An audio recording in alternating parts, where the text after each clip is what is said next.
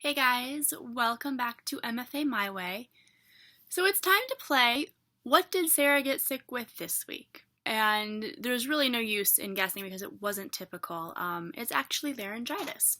I don't know if you can hear it in my voice, but I can certainly feel it. So I'm going to try to keep this shorter than the last one. Past few weeks, I went back to Shakespeare Forum, so that's something that I am putting back on my regular schedule. I'm not going to let anything aside from sickness or an audition keep me from going, because even though I was only there for half of the workshop, I left at the break.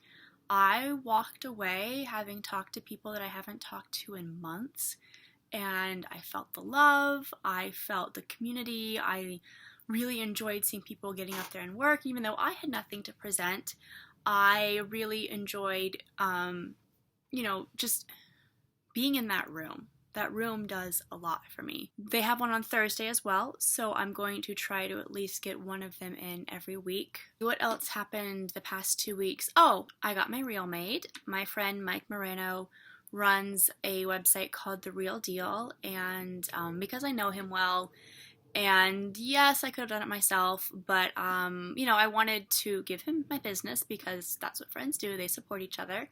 And I knew he would do a good job. He knows my work. I trusted him to look at it with an unbiased eye and say, this is a scene you're good in, this is a scene you're good in, and then put in the one that I wanted as well. It cost me like $80, which really isn't that bad. And I actually want to have him come in and talk with me or with you, answer questions about things you need on your reel. He does it for a lot of people, and he's partnered with Actors Insight, which is a website where you can send your reel to casting directors and agents and things like that, and they can give you feedback. So that's really great. I'm gonna have to talk to him actually and see when his schedule opens up, because he has a baby, and babies make things difficult. But his baby's really adorable, so I forgive him for that. So the hedge fund that I've been working at has finally hired a full-time receptionist, which means that I am no longer needed, and I'm going to go back to my regular 2 temp agencies.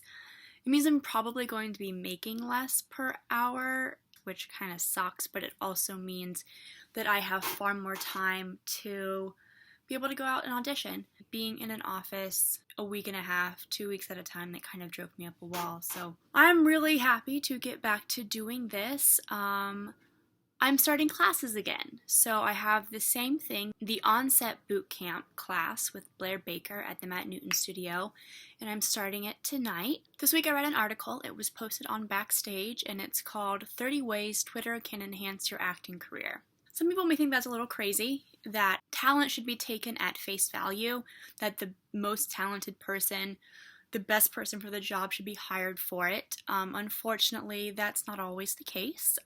If you take a look at stars on Broadway, people who are able to draw in the money, who are able to tweet about the project to followers, who are able to arouse interest in whatever someone is doing, anything to make people more money, is basically the name of the game these days.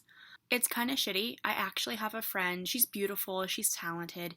She went to a casting call for a commercial. They asked her on the audition form what her Twitter handle was and how many followers she had, because they wanted somebody who would be able to sell their product basically for free.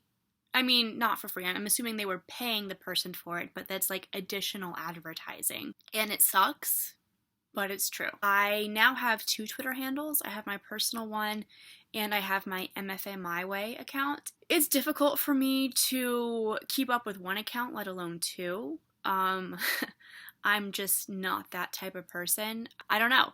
It's not on my priority list. It always seems like there's something better to do. Plus, that idea that somebody is interested in your life 140 characters at a time seems awfully egotistical. And maybe that's just me, and I need to change my thinking, because that's the reality of the industry that we live in. There were a couple of points that this article mentioned that I thought were actually fairly good and something that I should implement as well. Add a Twitter feed to your website. Now, I have a button on my website where you can follow me, but I don't have a Twitter feed, so I'm going to look into that next time I go to update it. Include your username in your bio whenever you do a show. That's pretty solid too. It's something I've never done. If there's someone in the business whose films, articles, or classes you enjoy, make them your Follow Friday of the week. So there are all these little things that you can do that everybody does on a certain day of the week to attract followers and to do special mentions. What I'm going to start doing is I'm going to start putting a recurring alarm in my phone to set those things up, try to make it a daily habit to follow people, to do other sort of tweeting, not just my own personal projects. That's another thing, is to not just tweet about yourself. My friend John Keebler, he was one of the people that I talked to about going to get my MFA. Oh, did you hear that? That's great.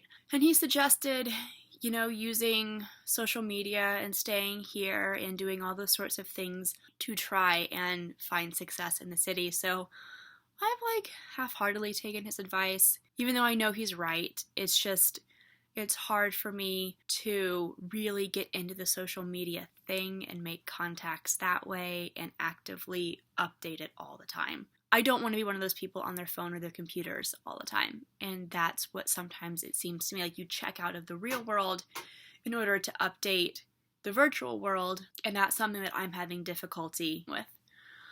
All right. I will talk to you all later. Peace.